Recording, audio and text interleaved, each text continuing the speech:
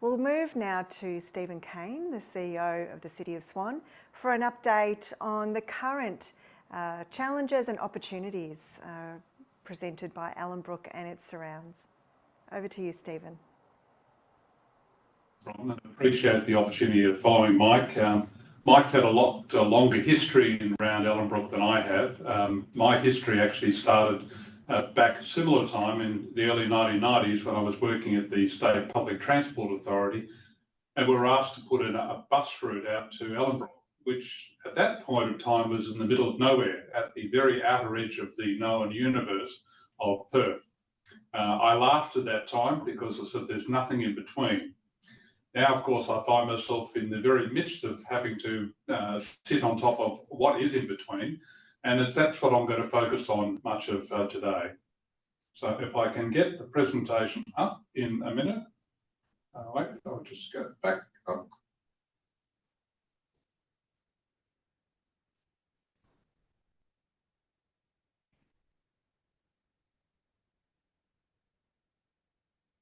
Hopefully that's visible to you, Bron. Perfect. Yes, thanks. Well, we're going to take a little look at what Ellenbrook was and what it has become.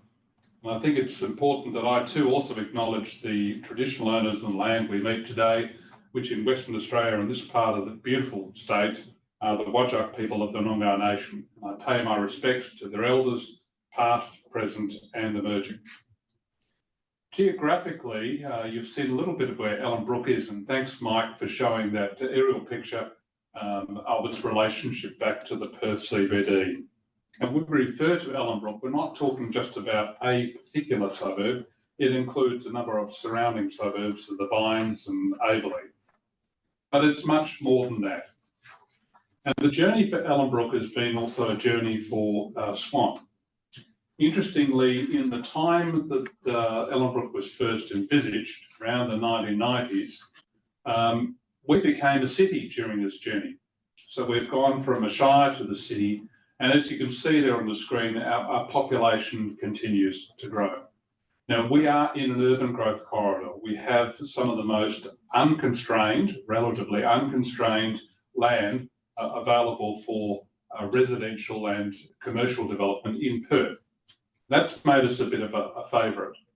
If you can see at the very bottom of that screen where I've highlighted figures, say 12,000. So just in a very short period of time, some 15 years, Ellenbrook has tripled in size, 12 to some 44,000 people. And putting this in context, whilst from 2006 until 2027, the City of Swan population has grown by 67%. Ellenbrook at one stage represented just 13% of our population. 2021, it had grown to 28%. And because it's part of the core of our urban growth corridor, as we go through to 2050, Ellenbrook starts to take on a more significant role. I'll say that's interesting because by 2050, our population is going to be just around 300,000 people.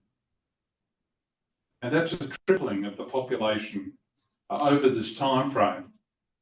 And you can already see on that growth corridor just how consistent that population growth has been. And consistent even with the likes of COVID and other issues around housing supply.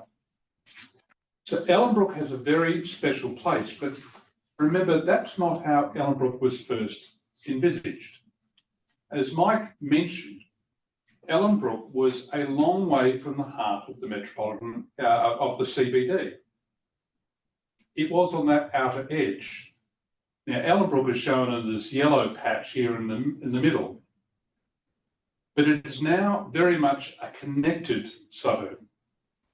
The connections have happened along the urban growth corridor, that's the area shown in the light pink, are continuing to provide for much of Perth's housing supply. And the scary thing for me, as someone who's looking back to, say, 1990, where Ellenbrook was the very edge, the areas north of Ellenbrook, in Bullsbrook, are now population centres. Areas to the west of that are future Ellenbrook population centres. known as Northeast and Northwest Ellenbrook. Now, when you have all of this growth, and remember, that's not how Ellenbrook was first envisaged, you start to bring in a range of issues that weren't considered back at the time. What about the future education needs? What about primary health care? Is Ellenbrook Town Centre itself capable of providing this regional level of support? Do the transport networks that link into it provide for growth outside of the Ellenbrook area? What do you do for all the community facilities? Now, these are a series of significant and perhaps wicked problems for us, because Ellenbrook's success is also our challenge today. And again, just putting that in context for you, look at what Ellenbrook was first envisaged under Mike's scheme under the Improvement Plan 27. A series of villages, as Mike has shown, has grown up with a population of 35,000 residents expected in those villages. But as of today, it said we're on that pathway. We've shown you that we're at 45. We'll be at 50,000 in a very short period of time. What happens when 50,000 becomes 100,000? What happens when 100,000 becomes almost 150,000? Are the considerations you have given to the plan still adequate? We can see that each of the villages are self-contained. They have many of the things that the residents would need. We've got some serious concerns now. The distance that Ellenbrook is from the regional centre that serves the City of Swan, which is here in Midland at the bottom, continues to grow. 10 kilometres at the base, 15 kilometres, 20 kilometres, and on to 30 kilometres away from that regional centre.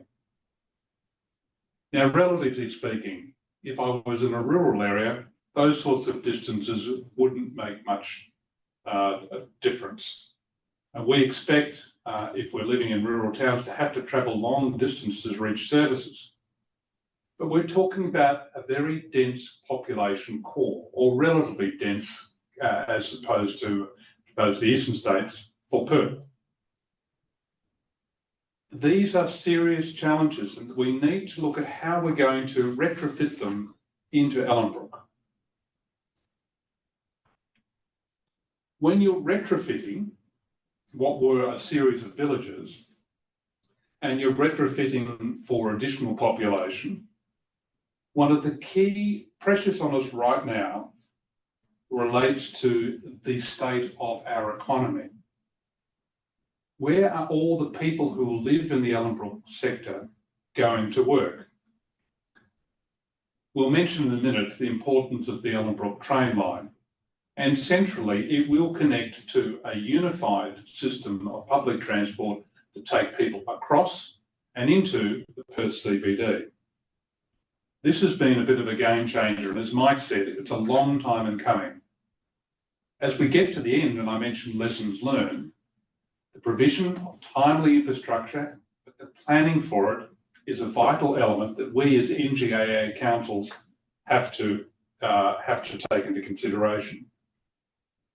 But what we're also seeing now at the edge is those concerned about environmental factors. It's not as easy as when Ellenbrook was first envisaged to simply roll over another sand quarry or a sand dune and put in this urban development. More and more of the nodes around Ellenbrook are constrained. They're constrained by unique environmental challenges. How we respond to that is also part of our future planning for Ellenbrook Revisaged.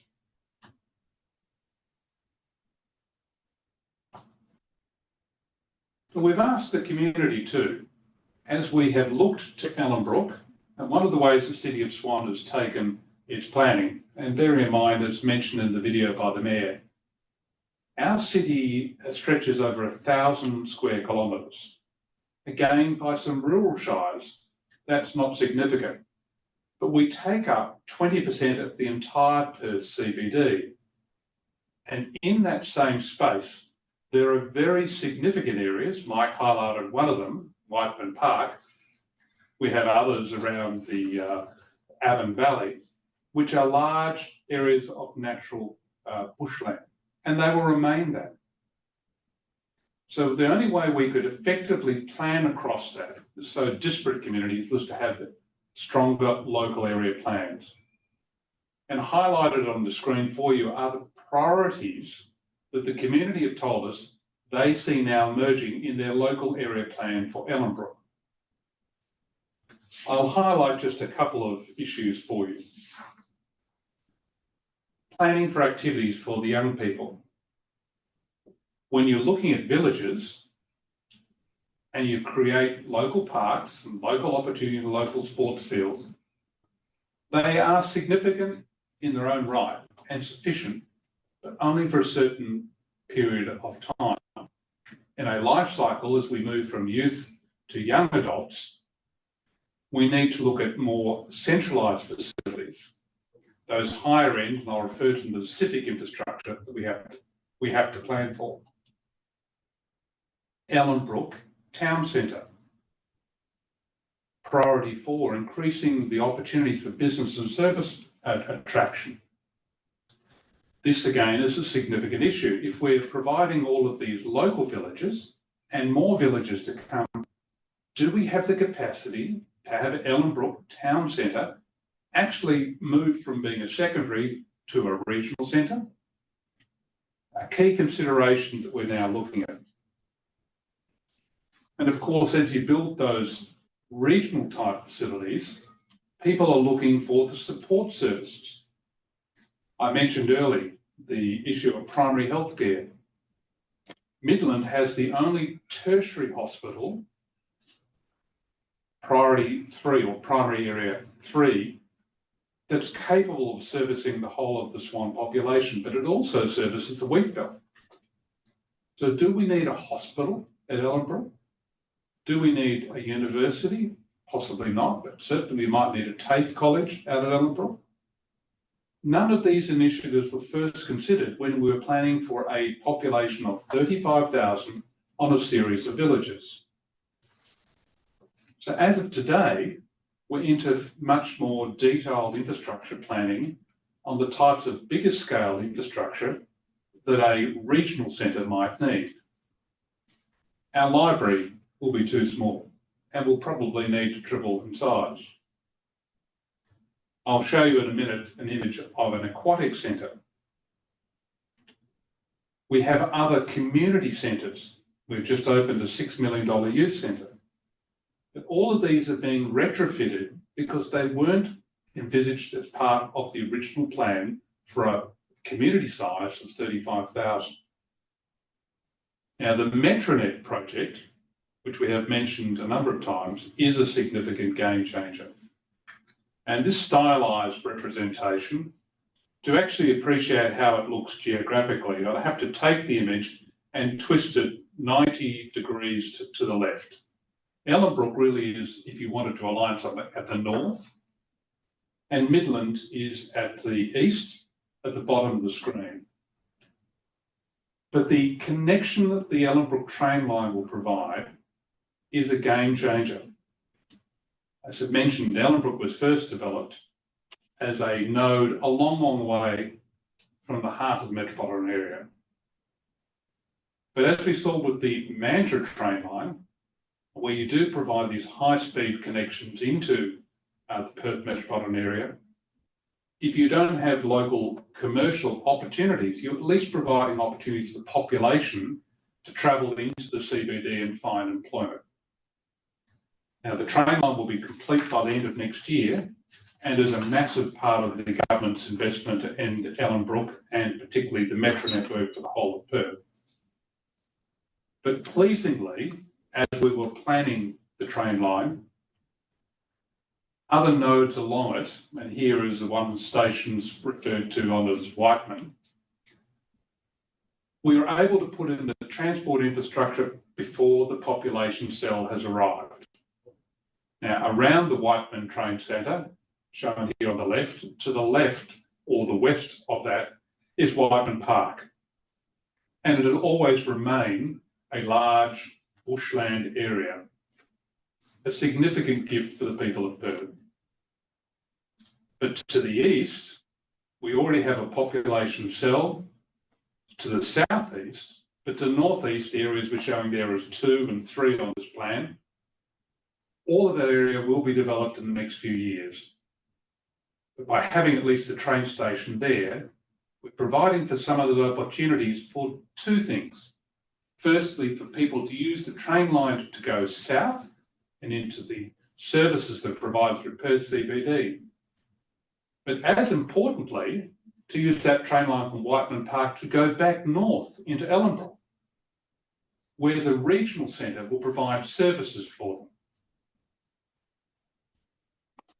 I mentioned the issues around infrastructure planning, and just to highlight some of the challenges. Ellenbrook, in its original planning, saw the need to have a regional or a local leisure centre. Aquatic centre with some courts and gyms and other things. It was classified as a district centre and was going to be built on just under 2 hectares of land. It would have been suitable for a population of around the 30,000. But Ellenbrook has already surpassed that. The site it was going on was land constrained with other sporting facilities and had no more capacity to expand on. Now, whether it's fortuitous or not, there were 2 aborted attempts by the city to build this facility. COVID came along, affected one of them, then the ongoing issues with the cost escalation for infrastructure funding affected the second attempt. The reality, though, is Ellenbrook, for a future population level of 50, 75, then 100,000 people, needs a regional recreation complex. We needed to find land for that. And we've just done a deal with the state government that'll give us a site right next to the train station that's been built in the heart of Ellenbrook. I'll just think about that for a minute. The plan showing on the right shows you around the area marked as Vaucluse Park, just the area that is set aside now for this new facility. So as we have looked at Ellenbrook Mark II, and that's take it from the 35,000 to the 50 to the 100,000, we've recognised that we need to have a bigger regional presence there from a city. Fortuitously, as the train line was going in and with a cooperative approach from the state government, some 4 hectares of land has been provided to the city right adjacent to the train centre. It will allow us sufficient land to build a regional recreation complex. On the other side of that train station, we've just opened a $6 million youth centre. And on the site that was a former Bubble Up Park, we've also got sufficient land to put on new civic infrastructure, such as a potentially expanded library, an arts and culture hub, and importantly, some office accommodation so we can serve the community with the services they need that are provided directly by local government. But we're retrofitting all of this. We're retrofitting a regional view onto a local area that was never designed to have this regional focus. So all of this gives us learnings. As each of you are looking at that future population growth of your expanded areas, I think it is important, as Mike said, to create those villages that communities live in with their own local town centres, that sense of place and belonging, a desirable location to live and to raise and to bring up your children. And these population cells have created the catalyst for residential development. We have seen it, it's so successful. But It is also a catalyst for further ongoing investment, significantly around road and rail and community infrastructure. Here's one of those challenges for us. Our major employment centre is a long way away in Midland, and the train line from Ellenbrook goes into the CBD, not into Midland. Now, it's possible to use the train and the way that Metronet has been set up to transition and transverse across the community and end up in Midland as your employment centre. But these are learnings, because we are now looking at this broader Ellenbrook townscape. And what does it mean for NGAA? Many of you are dealing with similar challenges. The timely delivery of transport and utility infrastructure. So at the moment around the planning for, I'll give you an example, northeast and northwest Ellenbrook, 2 population cells that will add another 30,000 residents. Through the cooperative approach with the city and with UDIA, we're seeing some of those larger scale infrastructures being planned for, the transport infrastructure, road connections. So suddenly a single developer is not being asked to look at funding a $60 million bridge connection. But by looking at it strategically, we are also in the position of trying to put some of those things onto the national agenda. Secondly, from a local government perspective, and now taking a look back at Ellenbrook and the need for large-scale community infrastructure, and I take the regional recreation centre we built, it will be an $85, $90 million build, much more significant than we had first time round. And when you're building something of that scale as a local government, you need federal government investment. Now, the federal and state government have both come to the assistance with that project, and most recently, that 4 hectares of land that we're going to be gifted next to the train station. Well, that would otherwise cost us $15 million to acquire. But the community arts, culture and library facility will be at least another $60 million. But it will provide the place activation that is part of Ellenbrook being a regional centre. Now, that funding source is essential for us, and we're working very hard now to have applications ready to go in for federal government funding. We will only get there with those other cells if we have good coordination. More often than not, each of the state agencies, Western Power, our power utility, Water Corporation, NBN, they all act in silos, looking at their own needs, all competing for government for capital, trying to bring to the table and look at holistically. So we're not seeing just a sewer line going into little service in northwest Ellenbrook, but ignores Bullsbrook or ignores a future industrial subdivision around that area. These are serious challenges for the City of Swan now as we look at Ellenbrook Mark 2. Thanks for the opportunity to talk to you today. And as we've said in the past, I think Mike and I are more than happy to take any questions. Thank you very much, Stephen, and really comprehensive overview. And I'm sure a lot of those concerns were fairly common to some of our audience members.